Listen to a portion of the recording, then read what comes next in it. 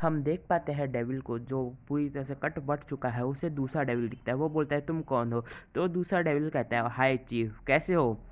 तो वो जो हंसली वाला डेविल होता है वो कहता है कि तुम हो कौन, बताओ तो सही। तो दूसरा डेविल कहता है, आस्था का डेविल, कि क्या फ़ायदा, अब तो तुम मर चुके हो ना, बाय लूज़र। और डेविल मर जाता है।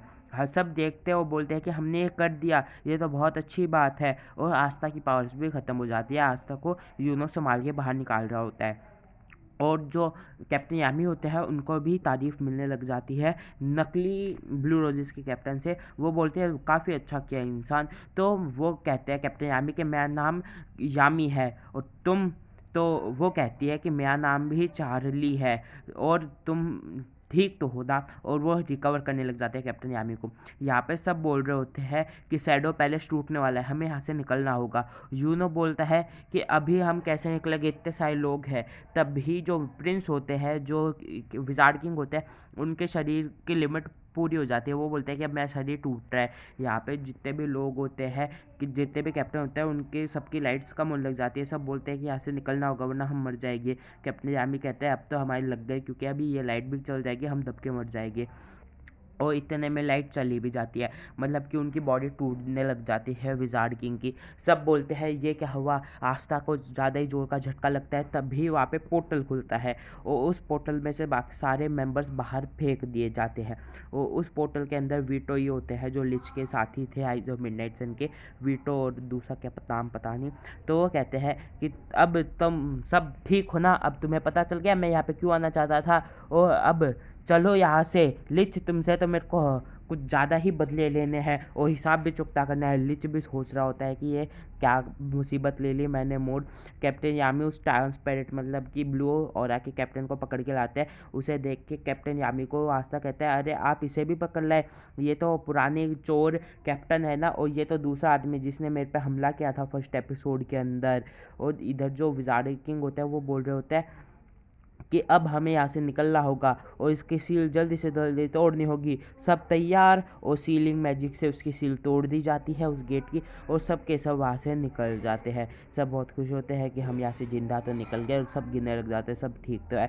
तब चार्मी को देखता है आस्था, और आस्था बोलता है कि तुम नॉर्मल हो गई चार्मी। तो चार्मी बोलती है हाँ मैं तो हमेशा से नॉर्मल थी, एक बड़ी सी लड़की। और वो अपना सपने में खो रखी होती है। वो जैक द रिपर कहता है फेना को कि अभी लड़की मुझे तुम्हें काटना है, तो तुम बाहर निकलने के बाद तैयार हो जाना। सिल्वर ईगल के कैप्टन कहते हैं अभी यहाँ से बाहर निकलना है। आस्था बाहर जाते ही देखता है कि सारे टाउन को तबाह कर दिया है आइज ऑफ मिडनाइट सन के मेंबर्स ने, मतलब एल्फ्स ने। और एल्फ अभी भी पागलों की तरह हमला कर रहे हैं, उन पर कोई फ़र्क नहीं पड़ा अंदर क्या चीज़ हुई उनसे। और सब बोलते हैं कि अभी तो हम थक चुके हैं, इन पे इतने सारे एल्फ्स को एक साथ कैसे लड़ेंगे। कैप्टन यामी कहता है मैं नहीं लड़ने वाला, मैंने तो अपना लास्ट अटैक यूज़ कर दिया है। और आस्था कहता है मेरे से तो तलवार नहीं उठ रही, मैं लड़ूंगा कैसे, मैं तो अपनी पूरी पावर ख़त्म कर चुका। तब लिच कहता है कि हम सब साथ होकर लड़ेंगे और हम लड़ेंगे विलियम के ट्री मैजिक से। तब उसे वीटो कहता है कि उसके लिए तो उसकी गिरीमोरी की ज़रूरत पड़ेगी। तब साइड से एक आदमी आता है और वो बोलता है ले गिरीमोरी ले तू तो, और जल्दी से चालू करो काम। और जैसे ले से गिरीमोरी लेता है वो थोड़ा सा दुखी हो जाता है, क्योंकि उसे पता है अब उसकी बॉडी चल जाएगी। तब उसे वीटो कहता है कि तुम्हारे वजह से मेरे को ज़िंदगी का एक और मकसद मिला था, एक और बार मैं जी पाया था, इसके लिए तुम मेरे लिए तो भगवान के रूप हो। तब उसे लिच कहता है ठीक है, तो तुम आज तो अपनी तलवार से मेरे को मारो जिससे मैं मर जाऊं और विलियम जो है वो बाहर आ जाए और सबको बचा ले। सब दुखी होते हैं कि तुम यहाँ से ऐसे इतनी जल्दी कैसे जा सकते हो पैट्री। तब उस वो लिच को भी मना करता है कि अब मेरे को जाना होगा। लिच लिच कुछ नहीं बोलता और आस्था उसे काट देता है। और वहाँ पे आ जाते हैं कैप्टन विलियम। कैप्टन विलियम आँख खोलते हैं और यूनो बोलता है इतना टाइम क्यों लगा दिया कैप्टन विलियम, थोड़ा जल्दी आ जाते तो सबको पहले ही समझा देते। कैप्टन विलियम कहता है कि मैं हमेशा उसके गुस्से को और डर को सहता रहा, पर अब सब खत्म हुआ, अब वो खुश है और वो अपने मैजिक को यूज़ करता है। उसके मैजिक से एक बहुत बड़ा सा ट्री नहीं बनता, इस बार एक छोटा सा ही ट्री बन रहा होता है। इसके लिए लिच वहाँ पे आता है और लिच बोलता है कि मैं मदद करता हूँ, और वो अपनी तलवार को उठाता है। तो जैसे ही अपनी तलवार उठती है तो उससे जो भी कनेक्टिव मैजिक होता है उससे चारों तरफ एक रोशनी निकलती है और वो हर एल्फ को जाके जोड़ लेती है। सारे एल्फ जागते हैं, वो बोलते हैं कि ये तो लिच है, और वो कंबाइन हो जाते हैं ट्री मैजिक और लाइट मैजिक, और सारी जगह धमाके होने लग जाते हैं क्योंकि सारे लीच वो जितने भी एल्फ होते हैं सारे लीच से कनेक्ट होने लग जाते हैं। तो आस्था को बोलते हैं जाओ अपनी तलवार लगाओ इस पेड़ में, जिससे सबको तलवार का असर होगा और सब आज़ाद हो जाएगी। आस्था ऐसा ही करता है, अपनी तलवार लगाते हैं, पेड़ एकदम से काला हो जाता है, सब चौंक जाते हैं कि ये क्या हुआ। वो पेड़ वापस से वाइट हो जाता है और सब के सब नॉर्मल हो जाते हैं। और सब बोलते हैं कि ये तो कितना सुंदर नज़ारा है, और सब की एल्फ की आत्मा बाहर उड़ने लग जाती है। सब बोलते हैं कि ये तो कैप्टन विलियम है, कितना सुंदर नज़ारा है, कितना बढ़िया पेड़। और सब बोलते हैं कि हम वापस से होश में आ गए। यहाँ पे जो लिच होता है वो बोलता है कि तुम्हारी बॉडी मिल चुकी है, पर इस बॉडी से मेरे को कनेक्ट होना पड़ा क्योंकि मैंने तलवार का यूज़ किया था, इसके लिए मैं भी कनेक्ट हो गया हूँ, मैं मर जाऊँगा अब। और सब बोलते हैं कि लिच तुम तो अभी आए थे, तुम मरने वाले हो। फेना बोलते हैं चलो कोई बात नहीं, तुमसे मिल गया अच्छा लगा, और सब आत्माएँ वहाँ से जाने लग जाती है। सब बाय कर रहे होते हैं। तब जो ब्लू रोजेस की कैप्टन मतलब ब्लू रोजेस की कैप्टन होती है वो बोलती है कि तुमसे मिलकर अच्छा लगा यामी। यामी बोलता है हाँ आंटी जी, मैं भी इतनी देर से तुम्हारी फालतू में तारीफ़ करने जा रहा था। और वो वहाँ से उठ जाती है और बोलती है कि ये जिस बॉडी की ऑनर है उसे ये बॉडी मिल जाएगी। और लिच बोलता है कि अब मेरे को भी चलना होगा, अब मैं यहाँ पे ज़्यादा देर नहीं रुक सकता। तब उनसे यूनो पूछता है कि ये जो मेरी बॉडी में एल्फ था ये तो आपका बेटा था ना। तो लिच बोलता है हाँ। तो वो बोलता है थैंक यू। और जो आस्था होता है वो बोलता है कि ये गिरीमोहर आपकी, आप रखिए। तो लिच मना कर देता है। और लिच बोलता है कि ये गिरीमोहर अब तुम्हारी हुई, तुमने इसे इतने दिनों तक संभाला है तो तुम ही इसे संभाल के रखो, उसका ध्यान रखना। आस्था बहुत ज़्यादा खुश होता है क्योंकि उसकी गिरीमोहर नहीं गई, और बाकी सब वहाँ से उड़ जाते हैं। सबके उड़ने के बाद मौसम शांत हो जाता है और जितना भी मैजिक था वो हवा में मिलने लग जाता है। आस्था बोलता है कि अच्छा है, सारा काम हो गया, अब हम शांति से रह पाएंगे। तभी वीटो को थोड़ी सी अचानक से पता नहीं क्या सदमा चढ़ता है। वीटो बोलता है नहीं इतनी जल्दी नहीं, और वो अपनी मैजिक को यूज़ करता है।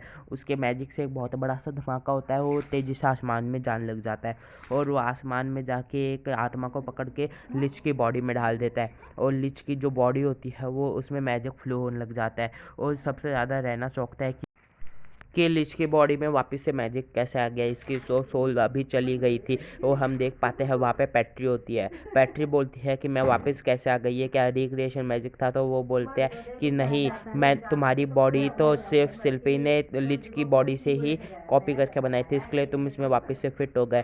और समझे, अब तुम चुप रहो सब के सब, मेरे को ऐसा घूरना बंद करो, अब मैं तुम्हें दिखाऊंगा। लिच तुम्हें तो वापस से पढ़ाने की ज़रूरत है, समझे, अभी मैं तुम्हें माफ़ नहीं करूँगा। और वो चिल्लाने लग जाता है। बाद में लिच बोलता है ठीक है, मैं तुम्हें वापस से क्लासेस दे दूंगा, तुम वापस से लाइन पे आ जाओगे। तब उसे वीटो बोलता है कि ठीक है, तो तुम अब नई बातें कर लो, मैं यहाँ से चलता हूँ। और दोनों जो भी होते हैं वो चले जाते हैं। और वापस से जाने के बाद सब बोलते हैं कि लिच जल्दी आ जाना, तुम्हें सबक सिखाना है। और वो तीनों बोलते हैं कि अच्छा है तुम वापस आ गए। लिच सीधा बेहोश होने की नाटक करता है और वो कैप्टन विलियम को बोलता है कि माफ़ कर दो मेरे को कैप्टन। तो कैप्टन विलियम कहते हैं कि मैं इतने दिनों से जिस दोस्त को सिर्फ महसूस कर सकता था आज मैंने उसे देख भी लिया, और तुम काफ़ी अच्छे दोस्त हैं, तुमने मेरे को जीने की उम्मीद तो दी, वरना मैं कब का मर जाता। तो उसे कैप्टन यामी कहते हैं कि तुम चिंता मत करो, इसे तो मैं मार दूंगा।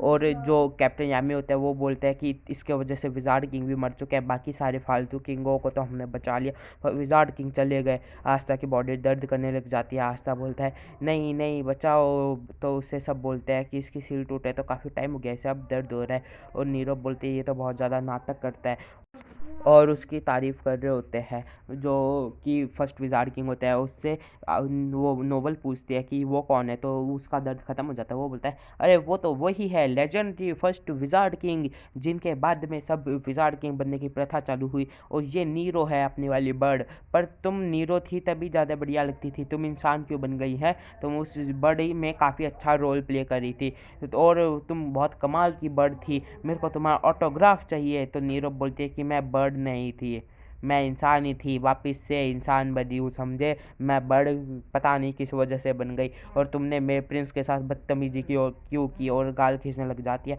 नोवेल थोड़ा सा चिढ़ जाती है, ये क्या हुआ। और जो विजार्ड किंग होता है वो बोलता है कि मेरे लिए विजार्ड किंग एक सिर्फ वर्ड था, पर तुम्हारे वजह से मेरे को इसकी असली अहमियत पता चली, और उनकी बॉडी टूटने लग जाती है। उन पे वो रिकवरी मैजिक यूज़ करने की कोशिश करती है मिमोसा, पर उससे कुछ नहीं होता।